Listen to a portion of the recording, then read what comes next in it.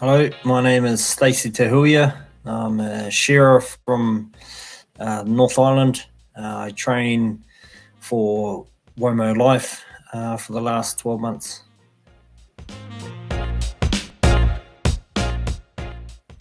I was introduced to the shearing sheds 40 odd years ago.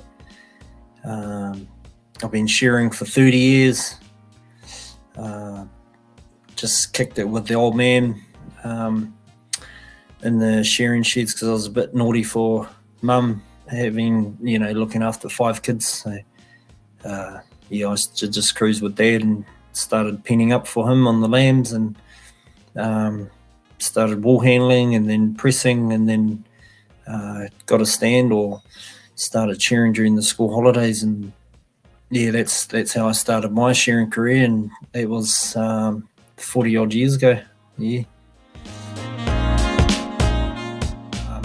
All my family have been in the industry over the years. There's still 3 of us still going. My sister Kerry Jo and my brother Hayden is shearing in Australia, but we all had to go. Mum and dad were contractors. Dad was a shearer for 30-40 years as well. Mum wool handling, cooking, then they went contracting. We all worked for mum and dad over the years, and then we ended up just splitting up and doing our own thing. And we've all been successful in the shearing industry with the competitions and records, and passing our knowledge down to the next generation is what it's about. One of my proudest, or a couple of my proudest moments as a shearer is just pretty much achieving, like setting out to achieve a goal, planning it out with friends and family, and then achieving it. But like doing 700 on ewes was a big one for me. Ended up doing 2 700s, but the first one was pretty cool because a lot of things went wrong that day and I still achieved it, and I was that fit I felt like I could do another run, and that was at a record attempt that I missed out on. But I still haven't achieved what I want to achieve with my shearing career, funny enough, after 30 years. Still reaching, I still don't think I've reached my full potential. So probably the 700 at the moment until I achieve my ultimate goal, which I won't say. Yes, I've attempted 10 world records, and a lot of them were 8 to 10 months training.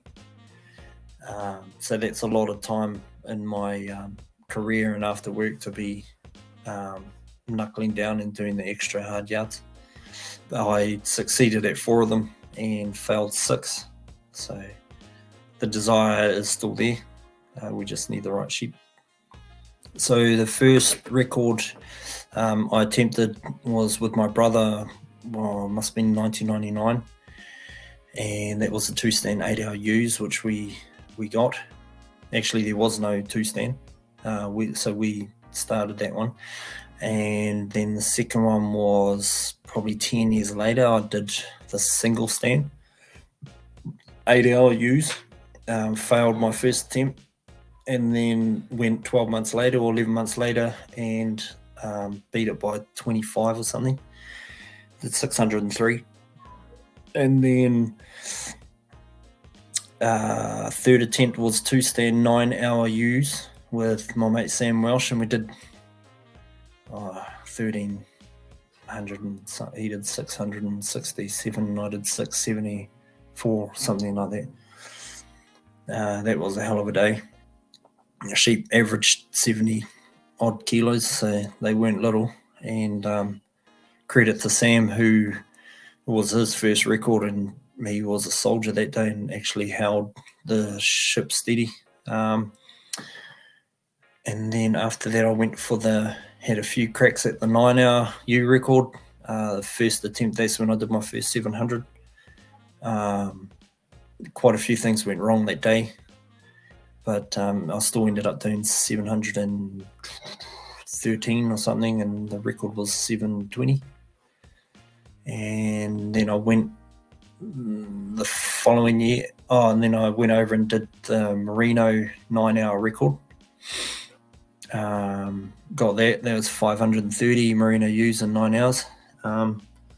Previous to that, I tried to do the 9-hour crossbred and the 9-hour merino ewe records a month apart, but the crossies just didn't stack up, and I ended up failing that one and then getting the merino one. Then I had a couple more cracks at the 9 hours crossbred ewes, but yeah, we just can't find the right sheep. And so that goal's still there, and the aspiration to do it is still there. Now that I've got 2 more babies and a wife and a new house, and that, you know, right now is not the right time to go training. So hopefully in the future, something will pop up and some sheep in a bit more time on my hands, I can get training again. So the shearing industry is such a good industry to be in, because the travel, you can pick between traveling around the world, or you can stay in one spot and just constantly work for 10, 11 months of the year. The money is real good now. I've tried other jobs. I actually had a month off and went building, and although the money was okay there, you just can't beat shearing money. Everyone knows that, and I'm coming from a place where I've lived, you know, like you're coming up to Christmas and you got nothing in the bank, and you get 2 or 3 weeks hard mahi before Christmas, and you've got heaps of money again before Christmas. So to buy presents and that, you know, and have a good Christmas with the family. And I'm sure 80% of the industry know what I'm talking about. And that's how good the money is. You just got to learn how to save it and put it away. On top of that, it keeps you fit. It's really good for your fitness.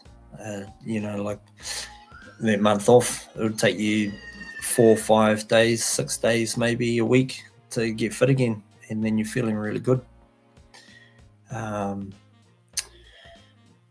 Yeah, I can't emphasize enough about traveling the world with your handpiece or your broom.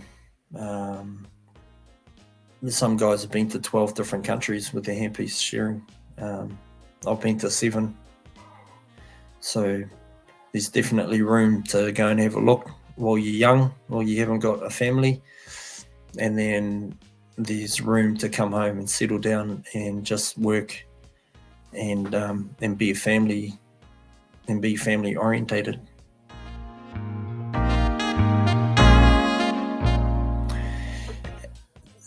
My passion for training, so I'm still in the industry, I'm still shearing full time, and I get to see what's around me. I get to listen to what the kōrero is in the sheds day in, day out, and there's a real need.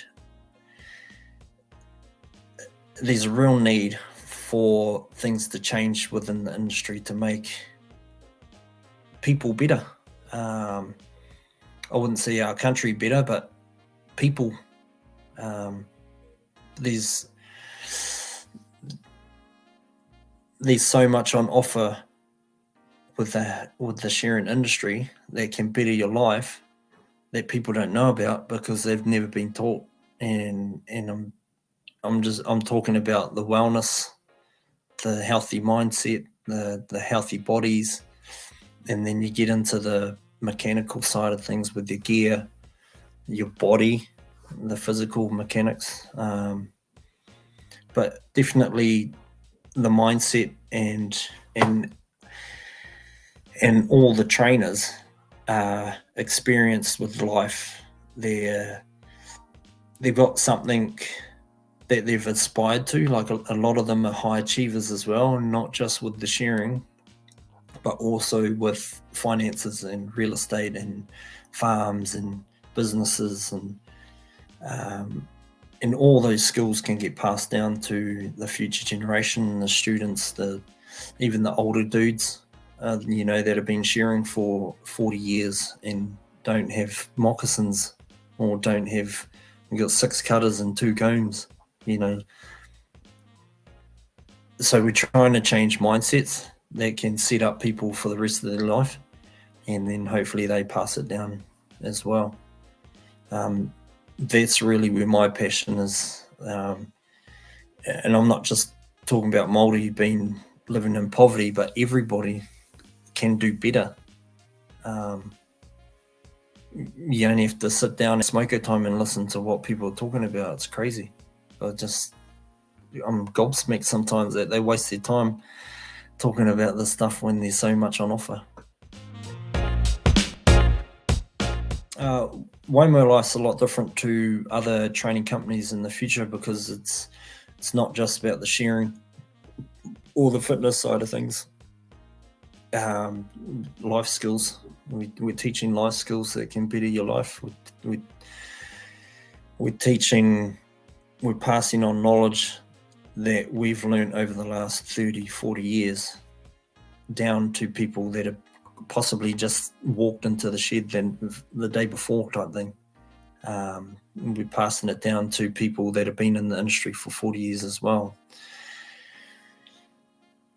We're trying to better them physically, mentally, and just give them an easier and better future. So that's where WOMOlife is. That's where we're coming from, and that's what we're passing on and teaching. Come along, even if you're nervous and you think you hear these big names that are the instructors, or they're all approachable. They're here for your good. Even if you've been shearing for 40 years, you will learn something. Definitely, I guarantee it. You'll learn something, and it's only going to better your life. So come along, have a go. Come with open ears and a closed mouth until it's time to talk, and soak in as much as you can, because it's going to help you out for the rest of your life.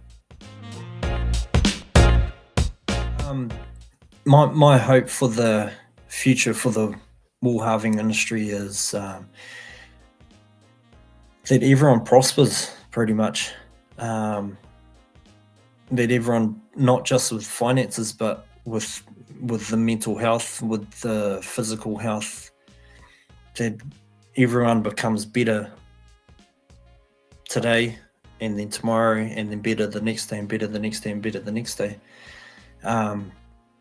I just see a slow decline in the industry, and the passion is to try and switch that around and get everyone to prosper, and everyone be happy and healthy and get along with each other.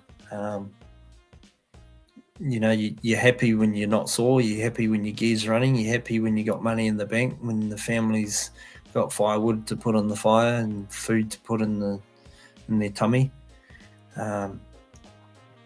So that's where I want to see the future of the shearing industry, is for everybody to prosper.